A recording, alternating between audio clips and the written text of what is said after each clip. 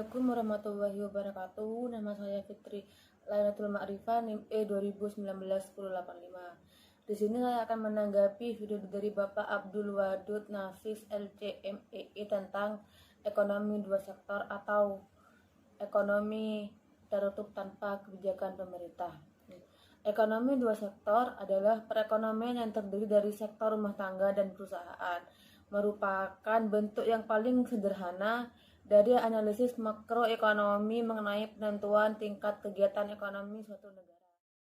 Aliran pendapatan dalam perekonomian dua sektor ada 4. Yang pertama, sektor perusahaan yang menggunakan faktor-faktor produksi yang dimiliki rumah tangga. Yang kedua, sebagian besar pendapatan yang diterima rumah tangga akan digunakan untuk konsumsi, yaitu membeli barang dan jasa yang dihasilkan oleh sektor perusahaan. Yang ketiga, sisa pendapatan rumah tangga yang tidak digunakan untuk konsumsi akan ditabung dalam institusi keuangan. Keempat, pengusaha yang ingin melakukan investasi akan meminjam tabungan rumah tangga yang dikumpulkan oleh institusi keuangan. Selanjutnya yaitu hubungan antara konsumsi dan pendapatan. Pendapatan rumah tangga adalah faktor terpenting untuk menentukan tingkat pengeluaran. Pada tabel 4.1 menunjukkan hubungan antara disposable income dengan pengeluaran, konsumsi dan tabungan rumah tangga. Ketika pendapatan disposable 0, maka pengeluaran konsumsi 125. Berarti dia tidak bisa menabung dan tabungan menjadi min 125.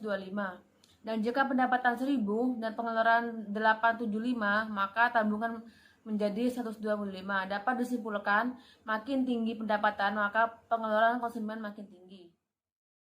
Pada pendapatan yang rendah, rumah tangga mengambil tabungan, berarti rumah tangga harus menggunakan tabungan masa lalu. Pada pendapatan yang tinggi, rumah tangga akan menabung. Kenaikan pendapatan menaikkan pengeluaran konsumsi, sisa pertambahan pendapatan ditabung.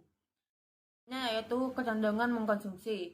Kecenderungan mengkonsumsi marginal atau MPC merupakan perbandingan di antara pertambahan konsumsi atau sigma C yang dilakukan dengan pertambahan disposable income sigma Y yang diperoleh MPC sama dengan sigma C per sigma YD.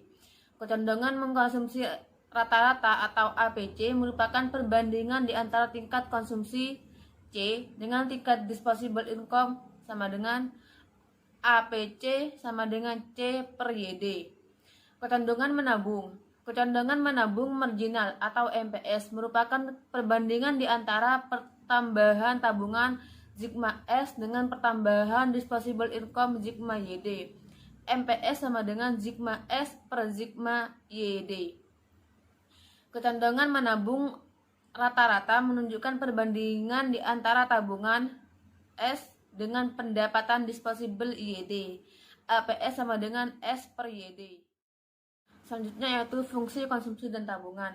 Fungsi konsumsi yaitu suatu fungsi yang menggambarkan sifat hubungan antara tingkat konsumsi rumah tangga dalam perekonomian dengan pendapatan nasional, yaitu C sama dengan A plus BY, C sama dengan A plus BYD, di mana A sama dengan konsumsi rumah tangga saat pendapatan nasional 0, B sama dengan MPC.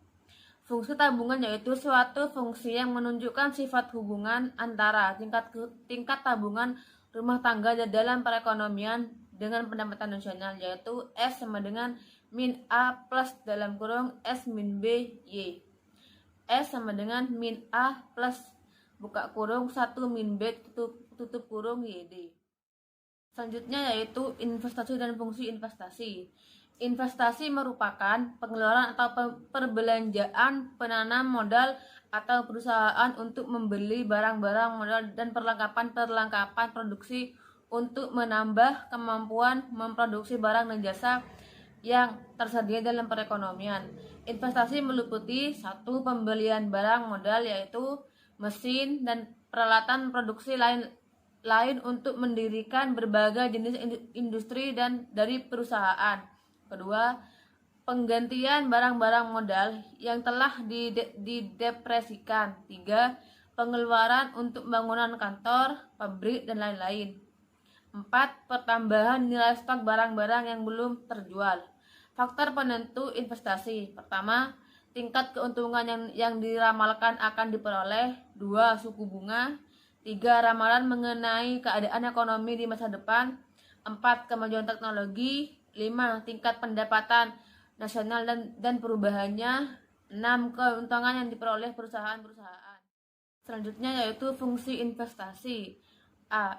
Fungsi investasi otonomi merupakan investasi yang besarnya tetap atau jenis investasi yang tidak terpengaruh dengan besarnya pendapatan. B. Investasi terpengaruh merupakan investasi yang besarnya dipengaruhi oleh besarnya pendapatan nasional.